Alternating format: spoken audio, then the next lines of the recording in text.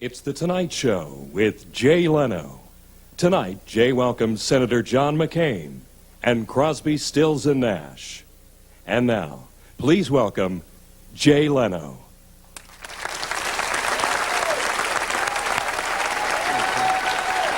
Hi, everybody.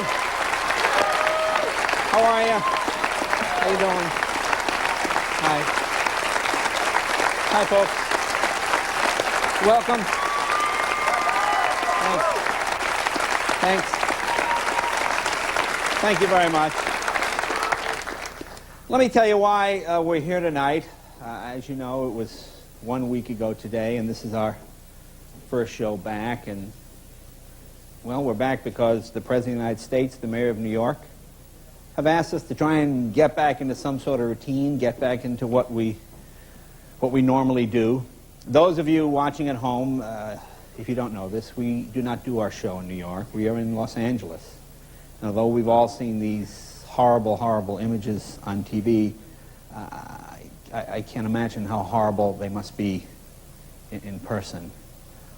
And for that reason, our prayers go out, of course, to the victims' families, and the incredibly brave men and women of the New York Police Department and Fire Department. To see 300 people literally march into a building with not much chance of coming out to save people they never even met. To see average Americans, I mean, just anybody here fighting with terrorists on an airplane to protect that airplane from crashing into the Capitol of the United States. You know, we hear so much about the greatest generation, and these people are certainly the greatest people of our generation. It's just an amazing, amazing story. And, you know,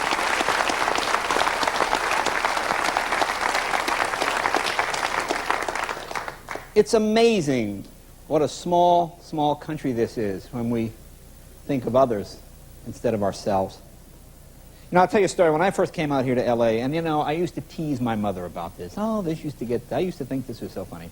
I'd be here in Los Angeles, my mom was in Boston, and something would happen in San Francisco.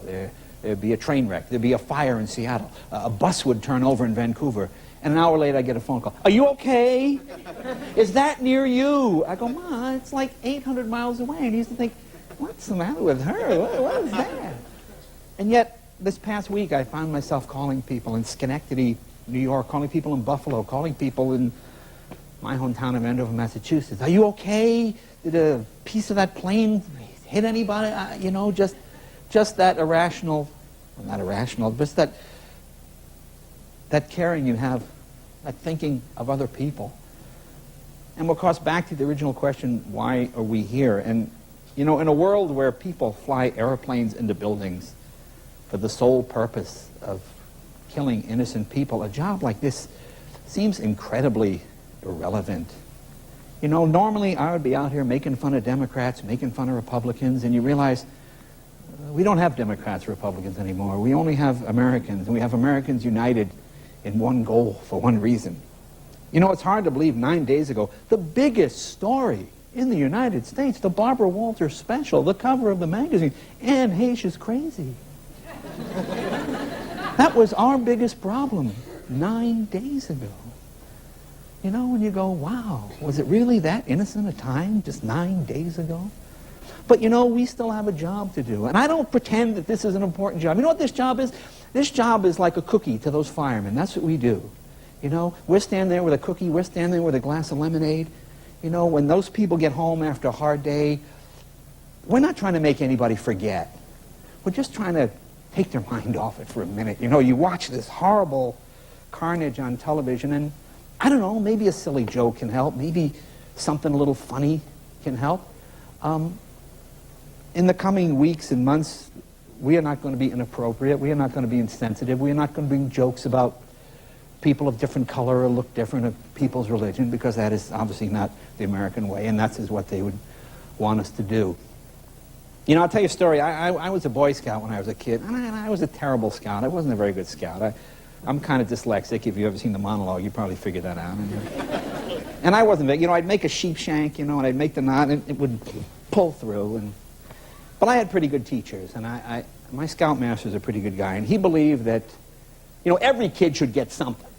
So at the end of the year, when we'd have the scout banquet, and they're handing out that corn merit badge, and the electricity merit badge, and at the end of the thing, he called me up and he said, all right, Leno, your job, and I was 12, this was a big job, he said, your job, you're going to be the troop cheermaster. Your job, when you see another scout that's a little depressed or a little upset, your job is to go over and tell that scout a joke or entertain him. And I thought, boy, you know what? That's a pretty good job. And I loved doing that job. And through some bizarre twist of fate, it pays a lot better now than it did then. But something, it's the same, it's basically the same job. And like I say, I don't pretend that it's an important job, but we all can't be at the epicenter. We all can't be digging through the rubble because we're not there. But we can give blood, or we can tell jokes, or we can wash dishes, we can make sandwiches. There's stuff that we can do, President Bush has told us to go back to work, try to get back to our lives. And this is what we're trying to do here. I mentioned my dad once before when he passed away, and I haven't mentioned this since, but, my dad used to be a prize fighter, and he used to say, fight the good fight. And that's what this is, folks. This is the good fight. There is no ifs, ands, or buts. This is not, hey, maybe we did, maybe we did something that we didn't. We got sucker punched, and we got knocked down. But when we get up, we will get up. Our heads, folks.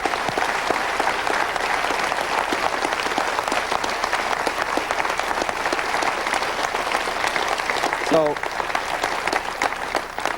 in the days and weeks ahead, when you see us out here being silly and telling jokes, some people understand and some won't. And those that don't, well, Nightline's a great show too.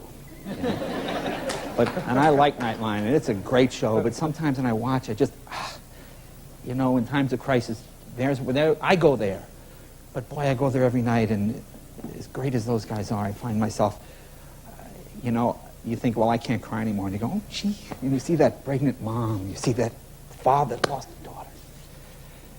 And it's just incredibly sad. So our job here, and your job, I think, is to keep fighting the good fight, and God bless America. Now, let me ask my folks, and I want to ask, go to my buddy,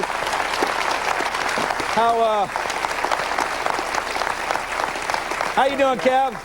I'm all right, getting through it like everybody. I want to tell folks, it's less than 2 weeks ago. I know your brother lives in New York, and right. He had a child. Your parents became grandparents for right. the first time. Are they near there? Were they? Okay? Yeah, they're near there, and I actually have two brothers that were near there, and it took us a couple days to get in touch with everybody, and it was really, I'm sure some of the other people in the band, that are from New York had the same, fear. So just those 2 days of not knowing or what's going on and trying to call, but the phone lines are all crammed and everything, it was very deep. I'm sure a lot of people going through the same thing, and it kind of, still not really all together yet from going through the whole thing. Now, I know your dad, of course, is deacon of the Mount Airy Baptist Church. Yeah, I always teach you about the Mount Airy Baptist Church. Right. And actually, he led the prayer service on Sunday. He teaches Sunday school, and this time he led the whole church in a prayer. And it was really about, I talked to him about it. We had a long conversation about this whole thing. And he was telling me about how his prayer was about America coming together as a community and being responsible for the community we've created from all different kinds of people and different colors of people. We're responsible for everybody being together in this country, but if we come together and we can pull each other through it and be responsible for each other and take care of each other, so he kind of laid that on me. Tonight, you have a bigger pulpit than he does. That's absolutely right. Okay. Folks, let me tell you what we have for you tonight. We have one of the most thoughtful and decent men I could think of to have for our first night back. Senator John McCain is with us tonight. Also,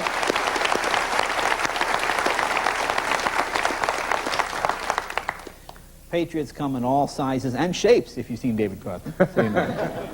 No, we got Crosby, Stills, and Nash, and they have some just beautiful, beautiful, moving music. And I think it'll just be a thoughtful, reflective night. So, folks, we'll be right back right after this. Fight your good fight.